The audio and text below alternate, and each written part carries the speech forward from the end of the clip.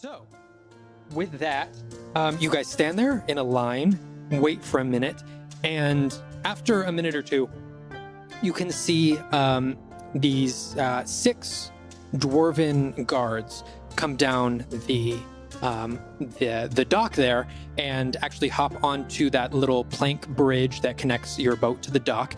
They hop on and they just, without saying a word to anyone, begin walking around the ship. 3 of them go down below the deck. You don't see where they go. But then after another couple seconds, you guys see another figure walking down the dock. Much, much larger than these dwarves. A little bit bigger in stature than March was, actually, but sort of similar in how they look. You see this Goliath man with tattoos adorning his face, coming down his arms and onto his hands. You see him walking down the dock, and you can see this heavy plated silver armor all over him from head to toe. And you can see sort of a fur, almost collar coming around his neck as he walks on board the ship, hands behind his back, and says, "Welcome to port. Now, who will I be speaking to get you all debriefed and off the ship as soon as possible?"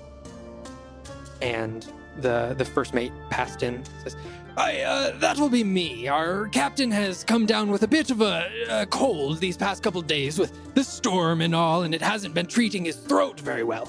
So I'm going to be speaking on behalf of myself, my captain, and my crew here. So if you have any questions, please direct them towards me. Now, I've come in and out of this port many a time. I just ask, I haven't seen you here before. I'm not imparting any disrespect. I just like to know who's inspecting our ship here. And the Goliath man turns to the rest of the crew and sort of gives a gentle bow and says, "I am Captain Barrett Hastel. I am not at my normal post this week. I am overseeing all port operations for the better part of this week before I am brought back up to the main part of the capital. I'm just here to make sure everything is running smoothly and make sure we have everything in order and all of my men are doing exactly what they're supposed to do. So if you'll let them do their jobs, I will be taking everyone's paperwork and making sure everything is in order." And he takes a couple of large steps over towards the captain, who's sort of near the back of the boat.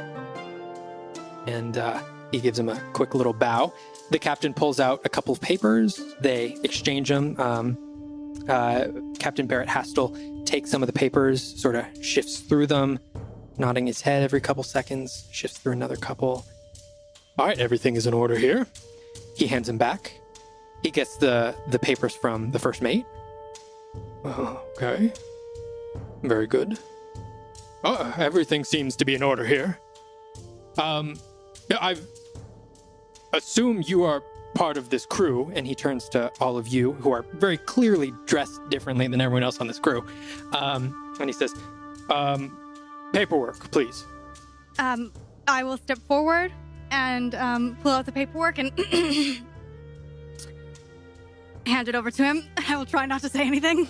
I just side-eye almost so hard with my big bird eyes. Just like terrified looking. And he reads through it, and he takes a little bit more interest in this. Now, I am going to have everyone in the group make a group deception check. No. As he is making an insight check. No. Okay, so I rolled a 19. Okay. That's Kellic? good. Was that a 1? It's a 2. I roll a Okay. 3. Shia has a -1. Shreya. I actually, my total's 21. Yeah, it is. Hell Okay, yeah, Flynn? it is. As my well, eyes disadvantage. gleam. I rolled a natural 20, but then I rolled a 10. So 10. Okay. 19, 21, 10. He 2. reads over this note, and he sort of, you can see him rereading over one part. And he looks down at the seal.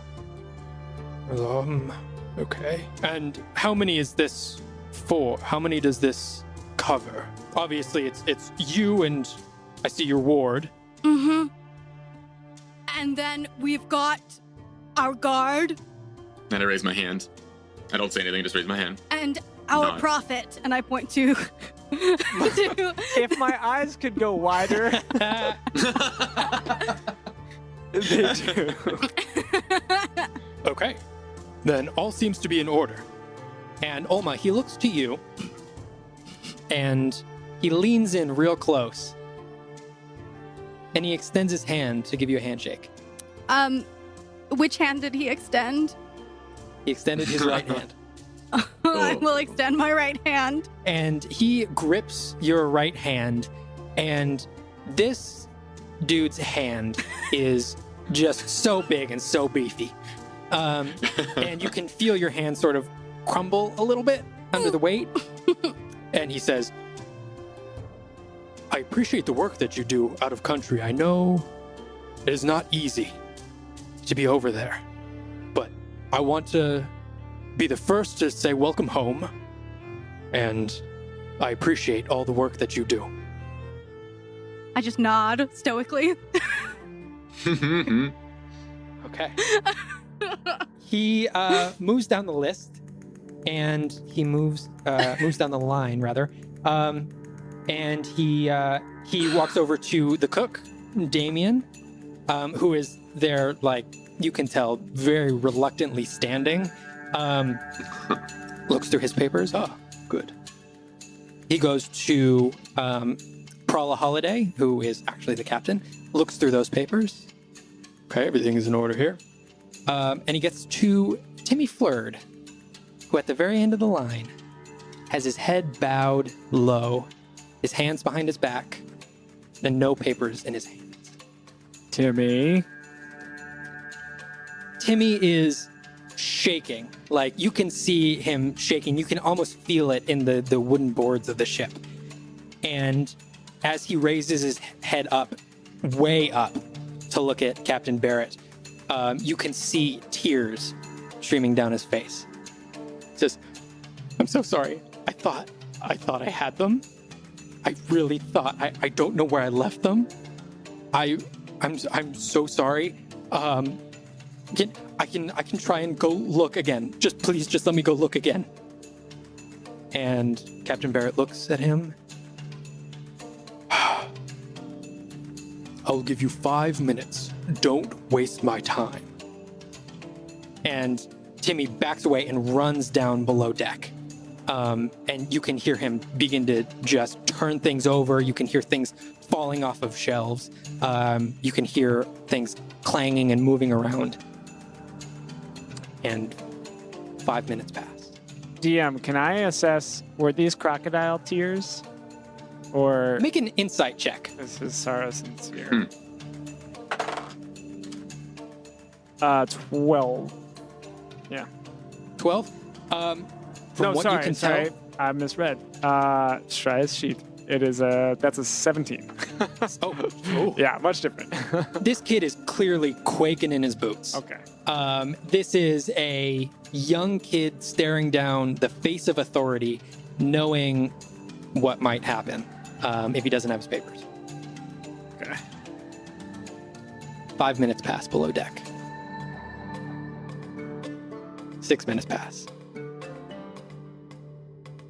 Captain Barrett turns to the captain of the ship. He says, I would advise you go down and get your crew member, or I will go down and get him for you. And you can see Captain McCready turn to the first mate.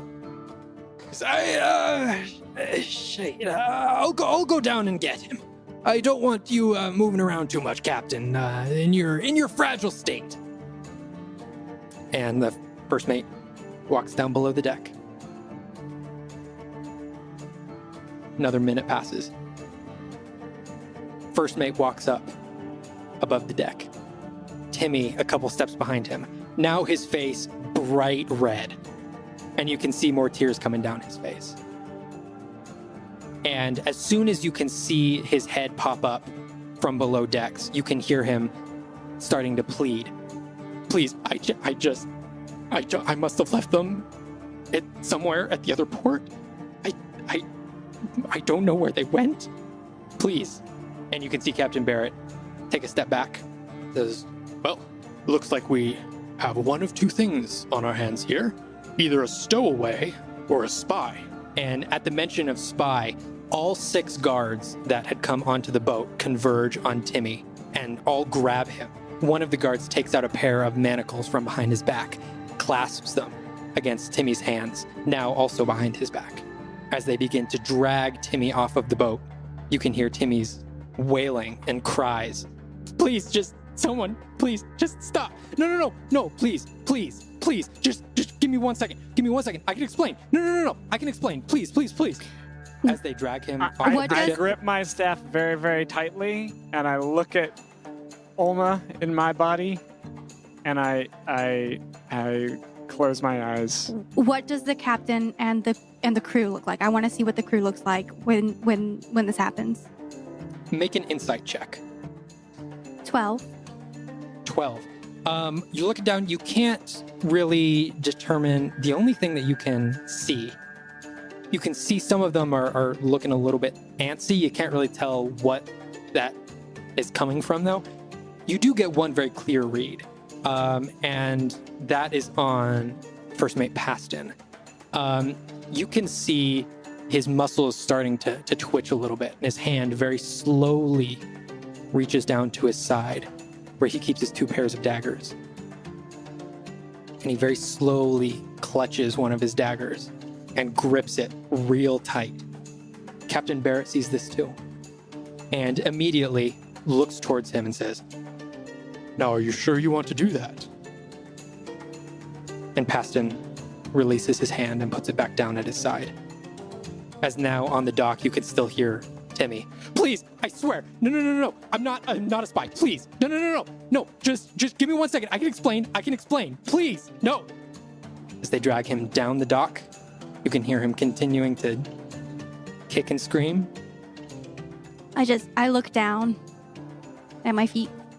I grab onto Shreya's arm or wrist, and I just kind of hold it, and I kind of squeeze it. But I don't move. I stomp my feet a little bit, but keep my composure. And before you know it, Timmy is dragged down the dock, thrown onto the back of a cart, and is taken off into the crowd, and you can no longer see him. You can no longer hear him. Captain Barrett looks to the rest of you, says, well, the rest of your paperwork is in order, so have a good rest of your day, and on behalf of the king and the rest of the royal family, welcome to Oakenspire.